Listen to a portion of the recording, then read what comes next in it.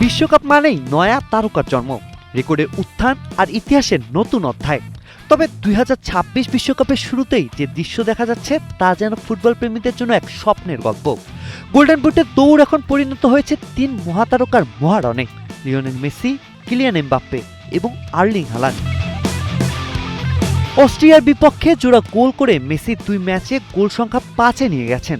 Argentine জাদুকর যেন বয়সকে পুরো আঙুল দেখিয়ে এখনো প্রতিপক্ষের রক্ষণভাগে ত্রাস ছড়াচ্ছেন। তার ঠিক পেছনে আছেন এমবাপ্পে ও হল্যান্ড। ফ্রান্স ও নরওয়ের এই দুই গোল মেশিন ইতিমধ্যে ৪টি করে গোল করে স্পষ্ট বার্তা দিয়েছেন গোল্ডেন বুটের লড়াই শেষ হতে এখনো অনেকটা পথ বাকি।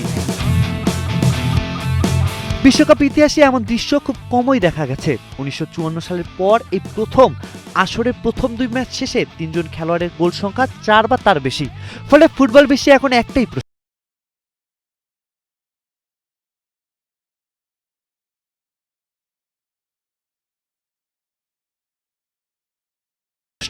কে জিতবেন গোলের সোনালী বুট?